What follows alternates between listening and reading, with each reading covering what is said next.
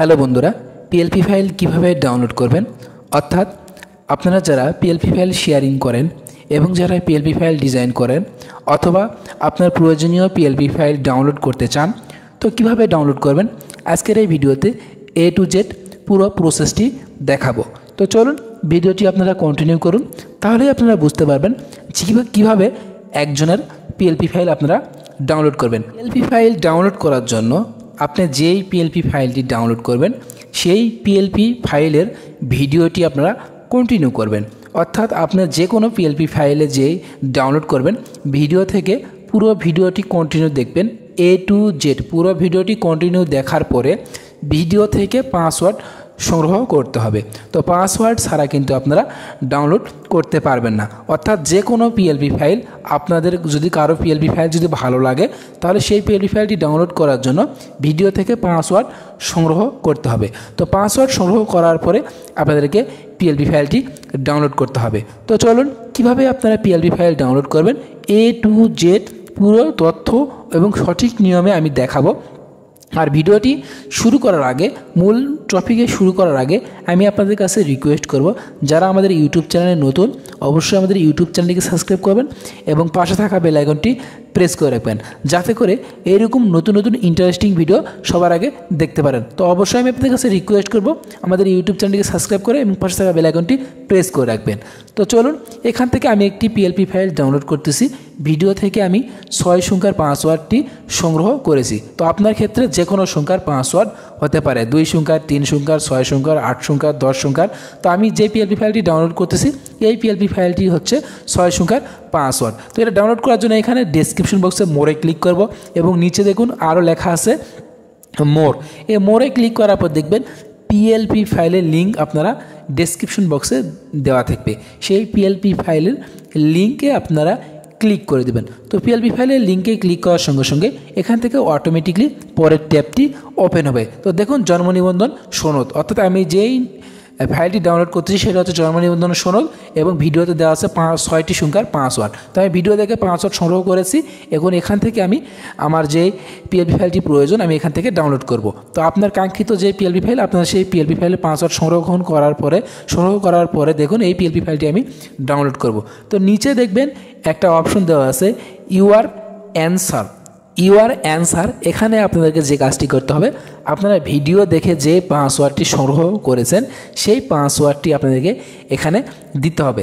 সঠিক পাসওয়ার্ড ছাড়া কিন্তু আপনারা এখানে প্রবেশ করতে পারবেন না। তো দেখুন এখান থেকে আমি পাসওয়ার্ডটি সংগ্রহ করেছি, আমি এখান থেকে পাসওয়ার্ডটি বসিয়ে দিচ্ছি। তো পাসওয়ার্ড বসিয়ে দেওয়ার পরে দেখুন এখান থেকে আমি সাবমিট করব।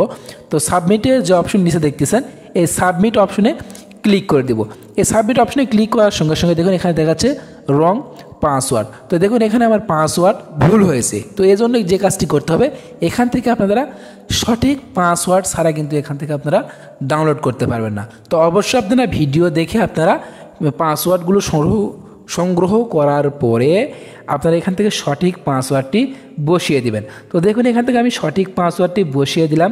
দেওয়ার পরে নিচে দেখুন সাবমিট, এই সাবমিটে ক্লিক করার সঙ্গে সঙ্গেই পরবর্তী ট্যাবটি আমাদের এখান থেকে ওপেন হয়ে যাবে। তো দেখুন এখানে আমি সাবমিটে ক্লিক করব।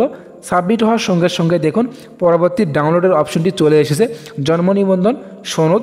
নিচে লিঙ্ক দেওয়া আছে, এই লিঙ্কে আমাদেরকে প্রেস করতে হবে। এই লিঙ্কে ক্লিক করার পর অটোমেটিকলি আমাদের এই যেই পিএলপি ফাইলটি আছে ডাউনলোডের অপশন চলে আসবে। তো উপরে দেখুন মাঝখানে ডাউনলোডের মতো একটি তীর আইকন দেওয়া আছে, এই ডাউনলোডের মতো তীর আইকনে একটি আপনাদেরকে ক্লিক করতে হবে। তো এখানে ক্লিক করার সঙ্গে সঙ্গেই অটোমেটিকলি আপনাদের ফোনে এই পিএলপি ফাইলটি অটোমেটিকলি ডাউনলোড হবে। তো দেখুন এখান থেকে আমার পিএলপি ফাইলটি ডাউনলোড হচ্ছে। তো এই পিএলপি ফাইলটি আমরা কাস্টমাইজ করার জন্য পিক্সেল ল্যাব অ্যাপস ব্যবহার করব। তো পিক্সেল ল্যাব অ্যাপস আপনারা ওল্ড ভার্সন ক্রোম ব্রাউজার থেকে আপনারা ডাউনলোড করে নেবেন। তো pixel Lab apps play store থেকে ডাউনলোড করলে কিন্তু আপনাদের এই পিএলপি ফাইলটি কিন্তু সাপোর্ট নেবে না। এটা সাপোর্ট নেওয়ার জন্য গুগল ক্রোম থেকে পিক্সেল ল্যাব অ্যাপস ওল্ড ভার্সনটি ডাউনলোড করে নেবেন।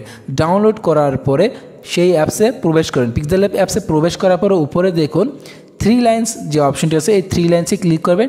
নিচের দিকে দেখুন open.plp ফাইল, এখানে ক্লিক করে দিবেন।